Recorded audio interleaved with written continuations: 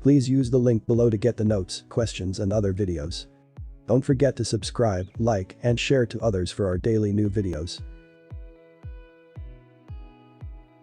Remember, reproduction is divided into two: reproduction in vertebrates and reproduction in human.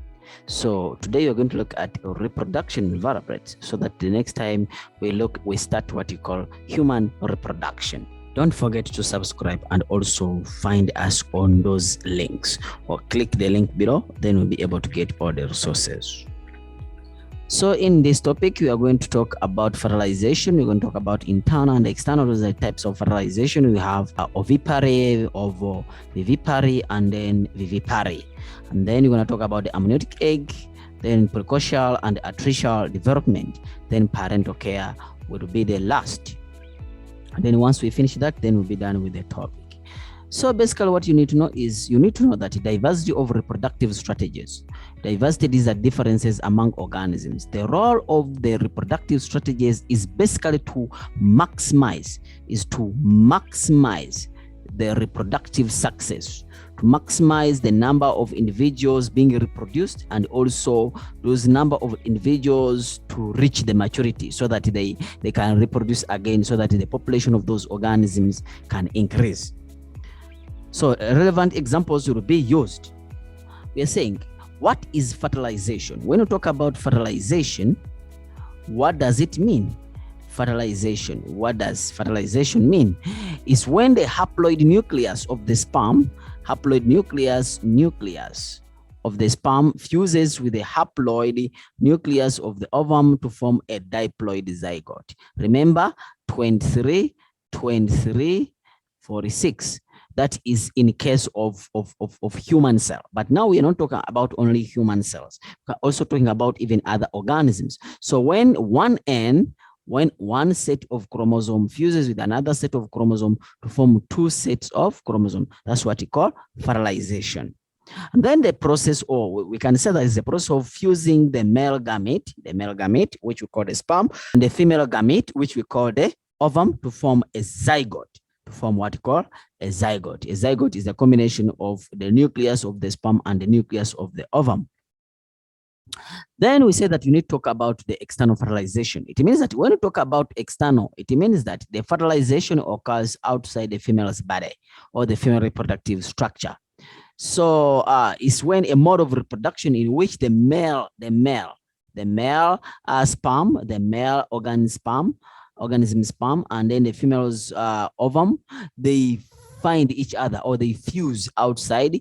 It must be outside the female's body.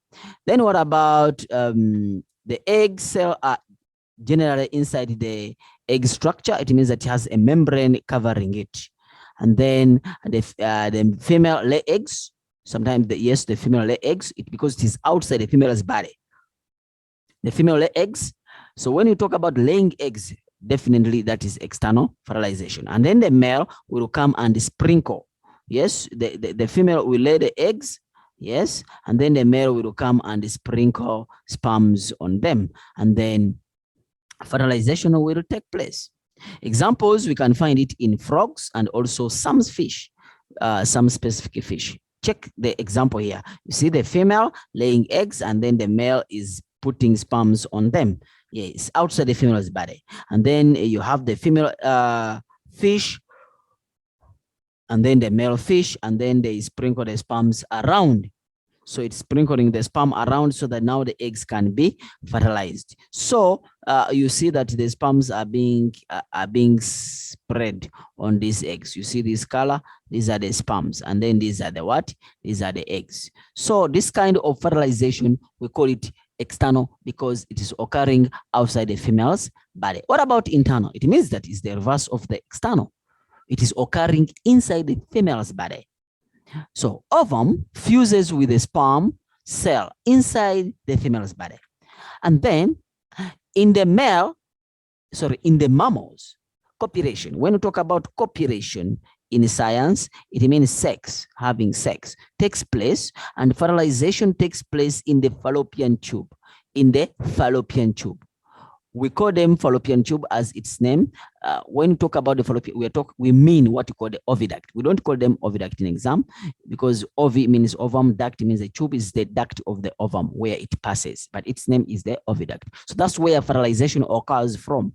And in most reptiles and birds, fertilization occurs inside. Fertilization can occur inside, but the development can occur outside. Yes, like the birds, the development is outside, but fertilization took place inside. What are some of the advantages of having internal fertilization over external? This increases the chance of gametes, the sperms, and the ova meeting each other. And then this creates a great chance of what? Of fertilization. If the sperms are inside the tube, it can move in one direction or a specific direction, and then they're able to meet the ovum. So example is here, you have a cock here and then a hen. The cock brings the sperms here. You see that this is the cloaca of the chicken and the cock. Yes. Now the cock releases the sperms, and then the sperm they go and they find the eggs and they are being fertilized. So the eggs we eat in most cases they are fertilized. They have the sperms of the cock. Yes. And then now you have another example is reptiles. Also, the sperms will go inside the reptile, and then either eggs are being laid or eggs will develop from inside.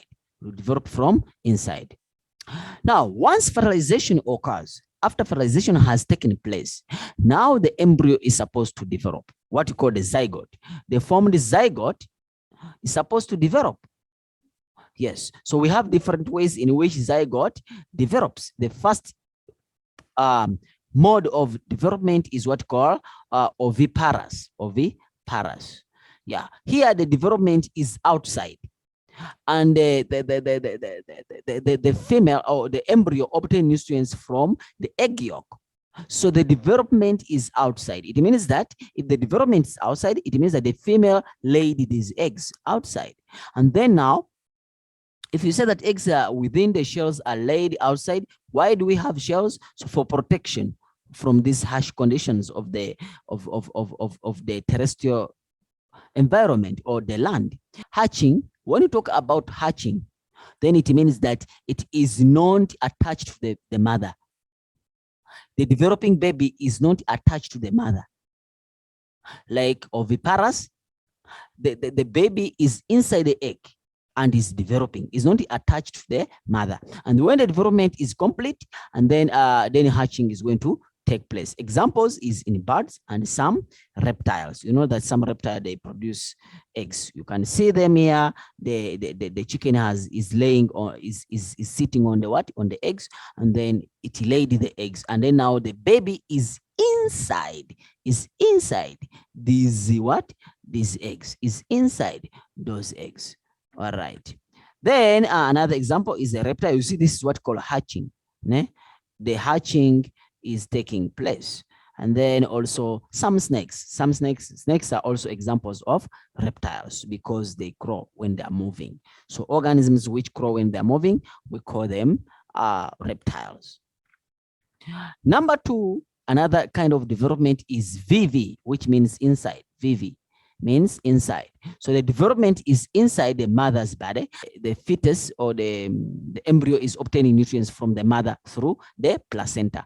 So it obtains the nutrients through the placenta. So it means that now the mother and the baby are connected. When the mother drinks alcohol, then the baby also drinks alcohol. When the mother becomes angry, the baby also becomes angry. When the mother, whatever mother does also is affected to the baby. Why? Because the mother is attached to the baby. So the female give birth. So in this case, if you talk about giving birth, then it means that it can't be oviparous, or it can't be ovoviviparous. It must be viviparous because it is attached to the mother. Give birth to young one when the gestation period is complete. This is when we talk about the gestation period, we are talking about the period of pregnancy. That's what we call the gestation. We like to ask this terminology. gestation, the period of pregnancy, the period from fertilization until giving birth. How do we call that? We call it pregnancy, or what you call gestation period. Example is mammal. For example, us, you see the elephant, you see that now the placenta, you see the placenta is here. Yes, the baby is obtaining nutrients through this placenta, because this is the side of the mother, and then this is the side of the baby, and then now the nutrients will go through the umbilical cord, and then it goes to the baby. So that's why we're saying that the baby obtains nutrients from the mother. So all these are examples which take place. Viviparous, the development of the embryo inside the mother's body, but the embryo obtains nutrients from the egg yolk. Here, when you talk about ovo, ovo comes from the word ovum, ovum. And then vivi means inside. Yes, so the development is inside the mother's body, but the embryo is obtaining nutrients from the ovum. Is obtaining nutrients from the ovum. So the development of the embryo is inside the mother's body, but the embryo obtains nutrients from the ovum, or what you call the egg yolk. Because if you check the ovum, yes, you'll find out that it has, if you check, if this is the egg, it has the layers, and then it has the inside layer with the dense body, the yellow one. That yellow part of the egg is what called the yolk, is full of nutrients. If full of nutrients, if you want to be fat, eat eggs and eat that yellow part. If you overeat them, then that's where you're going to get your fatness from. Then we are saying that the eggs hatch because it is not attached to the mother, therefore is going to be hatching within the body of the parent, and then the fertilized egg remain in the oviduct of the female, and the egg have no shell. It means that why do they don't have no shell? Why don't they have no shell? Because they are not going to be laid outside the female's body to experience these harsh conditions. That's why they don't have shells. Examples are snakes, and then the dark-billed platypus. The dark-billed platypus. That's the dark-billed platypus, and then the muddy skipper. So what are some of the advantages of viviparous and viviparous over oviparous? The advantage of having a baby developing from inside, and yes, inside also over that one which develops from outside. So when develops from inside, it is protected. So you have maximum protection. But when you leave them outside, when you go to eat, you are exposing your babies to the predators. And then if you're exposing the babies to predators, then they are going to feed on them. By the time you come back, the babies are not there, or the developing babies are not there. So more protection against outside environment and the predators. You see, basically for protection against the outside environment and the predators, and therefore high chance of surviving until giving birth. Until giving birth. Let's talk about amniotic egg as we are winding up. Amniotic egg. What is amniotic egg? These are the membranous eggs.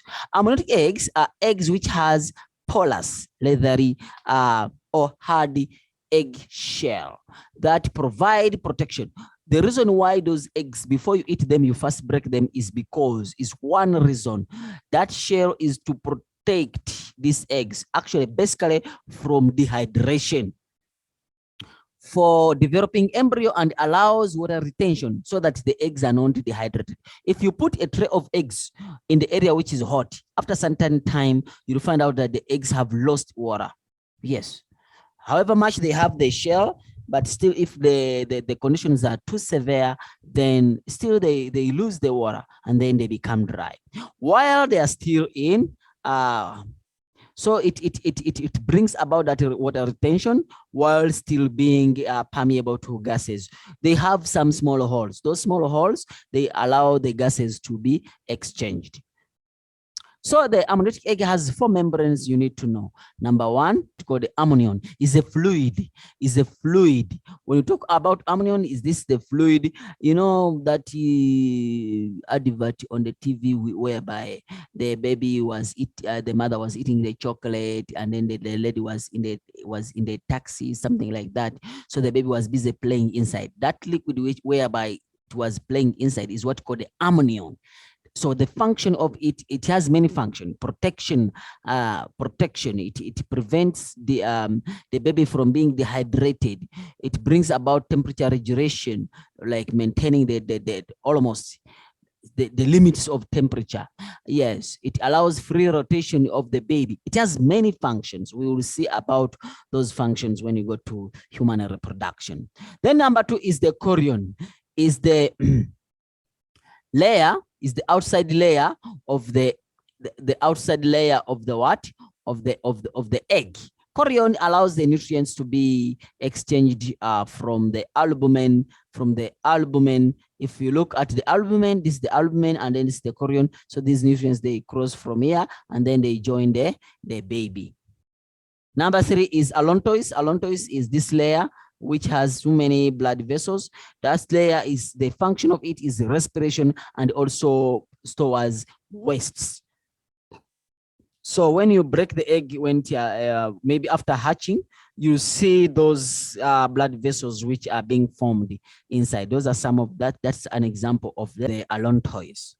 Then we have what called the yolk sac. Yolk sac provides nutrients to the embryo. It provides nutrients to the embryo. When you talk yolk sac, basically, we are looking at the layer which surrounds, you see this? The layer which surrounds the yolk, we call the yolk sac. But what provides nutrients is the yolk, that yellow part of the egg. So the yolk sac surrounds the yolk, and then the yolk provides nutrients to the developing baby.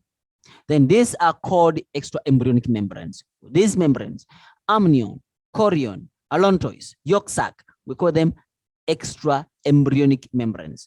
Membranes of the embryo which are extra. That's why we call them extraembryonic membrane. So examples of organisms which have the amniotic egg is we have reptiles, birds, and then animals. Yes, they have certain animals, mammals, some specific, not all, yeah, some mammals.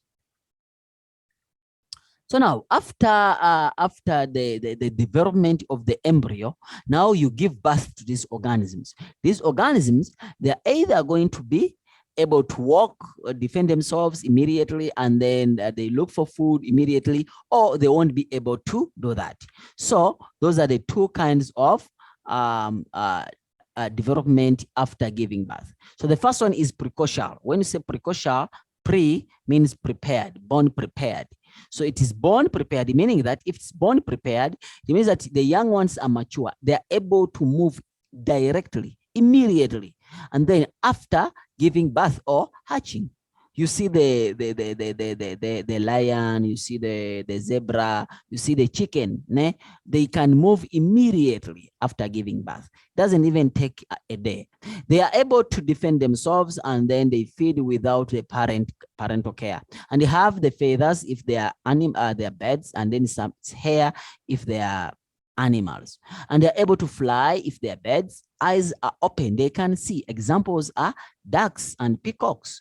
This is examples from birds, but we also have examples from animals. Yes.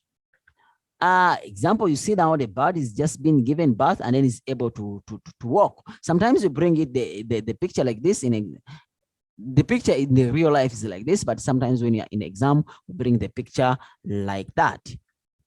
Then number 2 is ALTRICIAL. All depends on the parents. When you say ALTRICIAL, all depends on the parent. The young ones are born helpless and they cannot protect themselves. They can't feed themselves, defend for themselves. They can't do anything. All ALTRICIAL. All depends on the mother. So meaning that they are born helpless. They are born helpless. All depends on the parent. So young ones have downy feathers, and then eyes are closed. Examples are finches and the swallows. Swallows. You can also talk about humans. You were born. Imagine you're walking on the street and then someone comes, slaps the baby you are holding. What are you gonna do? Protect. So meaning that you are helpless. You're gonna kick the person who slapped the baby back. But they didn't kick you. They didn't slap you. Why do you slap the guy back? It's because you are trying to protect. Meaning that the baby is helpless. Everything will depend on the parent. So example, you see there is nothing like down feathers. The eyes are closed. They can't do anything. Even they can't see. So those are what you call that's what you call the ALTRICIAL. You see now the example here? Yes, in the examination, in most cases, you bring it like that. Lastly, let's talk about the parental care. Parental care looks after, this is looking after the offsprings, so that you provide comfort, warmth, feed, protection, all of them. House, when you have the house, you are protecting the babies.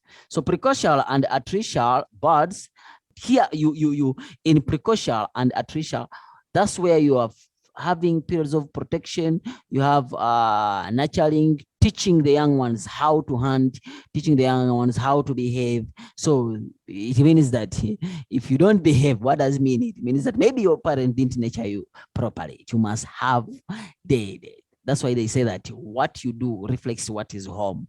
You understand? Yeah, okay, that's not the topic today. But nurturing means that the parent is supposed to teach you the hardship of this world.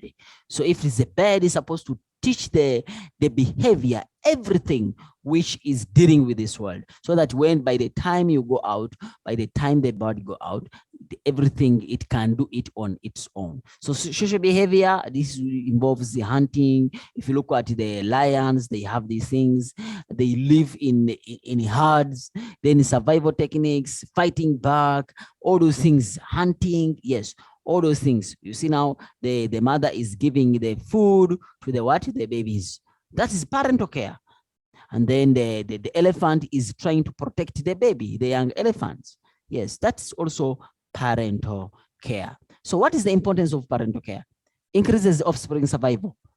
Because now you are defending them, then they're going to survive more. Improves the offspring quality in the way that leads to increase in the offspring and survival or reproduction. When they survive, they are going to reproduce. Yes, you give them the techniques of producing.